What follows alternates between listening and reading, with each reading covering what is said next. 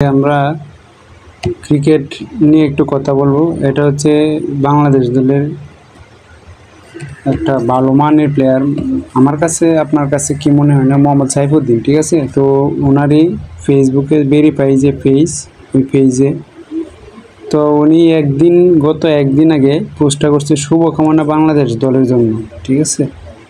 তো বেশ ভালো, কিন্তু এই জায়গায় আজকে মেহেদী মিরাজ অথবা সাইফুদ্দিনেরও একটা ছবি থাকতে পারতো।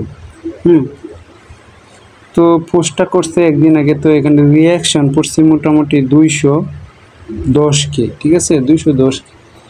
তো 210K-র মাঝে মানে বাংলাদেশের মানুষ কি চায় আসলে বিষয়টা দেখেন। মানে উনি নাই, উনি অনুপস্থিতির কারণে 99K মানুষ স্যাড রিয়েক্ট, মানে কান্না বা যায় বলেন মন ভাঙ্গা। তো 52K আছে, ওনারা হয়তো ব্যস্ত মানুষ বা যায়, যে কারণে হোক 50K লাভ রেট। তো এটা নিয়ে কথা বললাম। তো এবার আমরা একটু কমেন্ট সেকশনে দেখব যে দেখেন, এই যে কমেন্ট সেকশনগুলো দেখেন।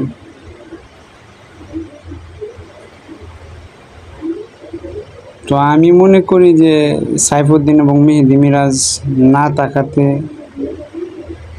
মুশফিকুর রহিমও থেকে একটা পেজ থেকে সাইফুদ্দিনকে বাংলাদেশ মিস করবে, ঠিক আছে? তো অনেক কিছু দেখলাম, তো এখন এটা নিয়ে বিস্তারিত কিছু কথা বলবো। তো আসলে বলার কি আছে বা নাই।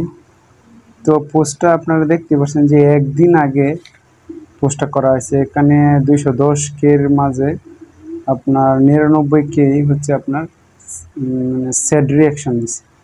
তো এটা থেকে আসলে অনেক কিছুই আপনার প্রমাণ করে যে সাইফুদ্দিন সম্পর্কে বাংলাদেশ মানুষের যে ধারণাটা, বাংলাদেশের সবাই বা ক্রিকেট প্রেমী যারা আছে সবাই চায় যে সাইফুদ্দিন মানে স্কোয়াডে থাকুক বা খেলুক।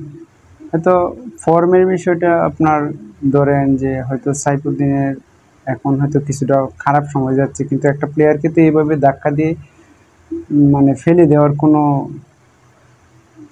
বিষয় না। তাকে অবশ্যই কিছু না কিছু সুযোগ দিতে হবে, ঠিক আছে? তার সাইফুদ্দিন যে এরকম এক মানে বাজে প্লেয়ার সেটাও না। তো বেশি বক না করে আজকে যে বিষয়টা নিয়ে আসছি, যে মানুষের যে একটা আবেগের জায়গা, ঠিক আছে? এটা নিয়ে প্রত্যেকটা বিশ্বকাপেই আপনার এরকম টানা হেঁচড়া করা হয়। গত বিশ্বকাপে মাহমুদুল্লাহ রিয়াদকে নিয়ে যে একটা নাটক করছে বিসিবি, ঠিক আছে? তো এটা নিয়ে সারা বিশ্বই দেখছে, ঠিক আছে? তারপরে কিন্তু মাহমুদুল্লাহ রিয়াদকে দলে আনা হয়েছে এবং সব যত বিসিবি থেকে নির্বাচন করা যত ভালো মানের প্লেয়ার আছে সবচাইতে আপনার কি করছে, মাহমুদুল্লাহ রিয়াদি কিন্তু বেস্ট, ঠিক আছে? তার বেস্টটাই দিয়ে গেছি। মাহমুদুল্লাহ রিয়াদি উনি কিন্তু বেস্ট, যে ওনার খেলা হয়তো খেলা জিতুক বা হারুক, কিন্তু ওনার যে পারফরমেন্সটা উনি কিন্তু ঠিকই দেখাইছে। তো এই নিয়ে অনেক কাহিনী। মূলত এটা যে মানে সাইফুদ্দিন যে পোস্টটা করছে, এটা তার ভিতরে কতটুকু আর্তনাদ নিয়ে পোস্টটা করছে আসলে এটা বোঝা বা বলার অপেক্ষা রাখে না। যদি ওনার মনের যে বিষয়টা যদি সিসি ক্যামেরা দিয়ে রেকর্ড করা যাইতো, তাহলে হয়তো বোঝা যাইতো যে সাইফুদ্দিনের মনের অবস্থানটা, ঠিক আছে? তো এইখানে ওপেনার লিটন কুমার দাস ছিল, ঠিক আছে? লিটন কুমার দাস, মেহেদী মিরাজকে বাদ দেওয়া হয়েছে। লিটন কুমার দাস কি পারফরমেন্স করতেছে এই বিষয়টা, লিটন কুমার দাসকে কি বাদ দিয়ে এনামুল হক বিজয়ের একটু চান্স করে দেওয়া যাইতো না? অবশ্যই দেওয়া যাইতো। কিন্তু আমরা তো ওই যে বললেই নাকি ইউর অ্যাকাউন্ট ইজ রেস্ট্রিক্টেড। কিন্তু আমরা যাই বলি না কেন, হয়তো বলতে পারেন যে ক্রিকেটে যে যারা নির্বাচন করে, ঠিক আছে, ফিটনেস বা খেলার সব কিছু মিলায় ওনারা নির্বাচন করে, ওনারা আমাদের সাথে কম বোঝে না বিষয়টা, ঠিক আছে? কিন্তু সাইফুদ্দিন বা মেহেদী মিরাজও তো মানে এইরকম না যে আনফিট, ওনারা ফিটনেস না বা ওনারা কখনো খেলেও নাই। হ্যাঁ, ওনাদের কাছ থেকে কোনো কিছু ওনারা আসলে ওরা বেস্ট ভালো কিছু বাংলাদেশকে দিছে। এটা আসলে আমরা চাইলেও এটা বিসিবি চায় না। আর বিসিবি এটা জানে যে বাংলাদেশ আসলে ক্রিকেটটা হচ্ছে একটা আমাদের আবেগের জায়গা।